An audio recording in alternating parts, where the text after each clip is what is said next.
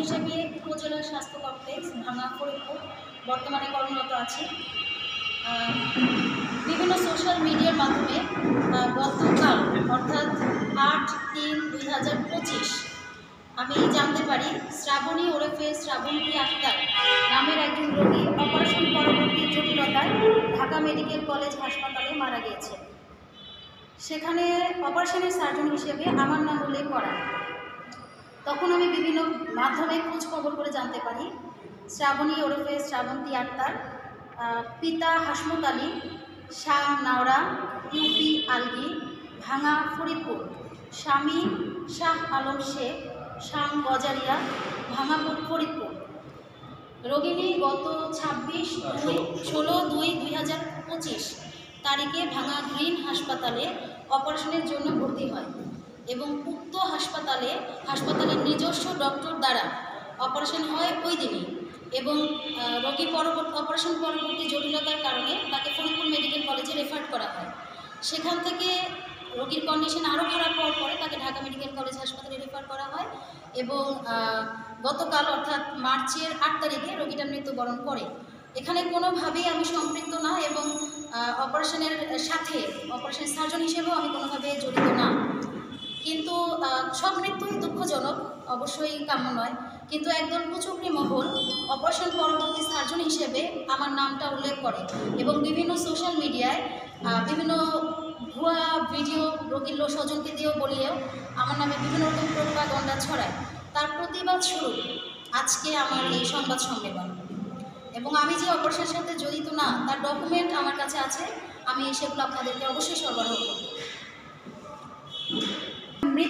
একটা মৃত্যুকে কেন্দ্র করে যে কোনো সংবাদ খুব দ্রুত করে ছড়ায় এবং সেটা ভাইরাসের মতো খুব দ্রুত করে ভাঙার যে কোনো জায়গায় যে কোনো এলাকায় সেটা খুব দ্রুত করে ছড়ায়। মানুষ কিন্তু যাচাই করবে না সংবাদটা কতখানি সত্য কতখানি মিথ্যা, কারণ সাংবাদিক হচ্ছে সমাজের দর্পণ, আয়না। আপনাদের যে কোনো কিছু বলার আগে তারা একদম নির্দ্বিধায় বিশ্বাস করে নেয়। তো আপনাদের কাছে আমার চাওয়া, আপনারা যে কোনো সংবাদ নিউজ করার আগে, নিউজ শেয়ার করার আগে, কমেন্ট করার আগে অবশ্যই সেটা যাচাই করে নেবেন সেটা কতখানি সত্যতা। কেননা এই একটা ভুল নিউজের জন্য আমি গতকাল থেকে সামাজিক, মানসিক এবং পারিবারিকভাবে খুবই প্রতিপন্ন অবস্থায় আছি। সুতরাং এই ব্যাপারে আপনারা একটু খেয়াল করবেন। ডকুমেন্টস আসলে এটা আমি আপনাদেরকে দিয়ে দেবো, আপনারা ডকুমেন্টস দেখে নিজেরাই বুঝতে পারবেন সব কিছু।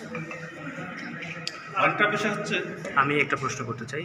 আমার সহকর্মী সিনিয়র সাংবাদিক প্রশ্ন করেছেন যে অপারেশনটা কোন ডাক্তার করেছেন, আপনি কি নিশ্চিত হতে পারছেন? অপারেশনের কোন ডাক্তার? আপনি বললেন যে হসপিটাল ভালো বলতে পারে, রেজুলেশন বা ওখানে ডাক্তার হসপিটালের কর্তৃপক্ষের। এটা সোশ্যাল মিডিয়াতে তো বলা হলো। আপনি কি জানেন গ্রিন হসপিটাল, এই গ্রিন হসপিটাল ওই দিন রোগীকে কে অপারেশন করছে এটা তো ডাটা থাকার কথা, আপনি কি দেখেছেন? সেটা হসপিটালেই থাকার কথা। আপনার জানা আছে? খাতাটা ওদের কাছে। আপনার কি জানা আছে কোন ডাক্তার? এটা ওরাই ভালো বলতে পারবে। আপনার জানা নেই? এই যে আমার কথাটাও যেরকম, মানে আমি যেমনটি করলাম এটা যেমন মুখে মুখে ছড়ানো, আমি যেটা মুখে মুখে জানলাম সেটাতে তো ভুল হতে পারে, ভুল ইনফরমেশন আমিও দিতে চাচ্ছি না। আপনারা খাতার মধ্যে চেক করলে ওখানেই পাবেন। ঠিক আছে। হসপিটাল কর্তৃপক্ষের সাথে আমি কথা বলেছি, আমার কাছে মনে হয়নি এটা তারা করেছে।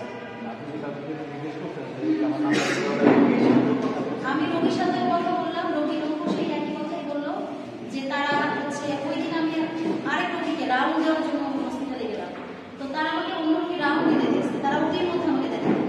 তাদের ধারণা একটাই যে ওই হাসপাতালে একমাত্র ডাক্তার আমি, যা অপারেশন হয় সব আমিই করি, কিন্তু ওই হাসপাতালে 5 জন ডক্টর আছে।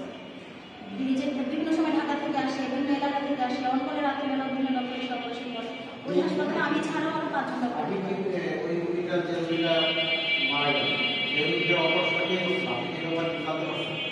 এটা ওদের কোনো একজন ডক্টর, এখন কোন ডক্টর অপারেশন করছে সেটা আমার জানার প্রয়োজন নাই, এটা আমি করি নাই সেটাই আমি জানি, তাদের কাগজপত্র দেওয়া হচ্ছে না। কোন ডাক্তার করলো, কোন ডাক্তার করলো না, কোন ডাক্তার ভিজিট করলো, সেই ডকুমেন্টস কি হবে? ডকুমেন্টস আসলে এটা আমি আপনাদেরকে দিয়ে দেবো, আপনার ডকুমেন্টস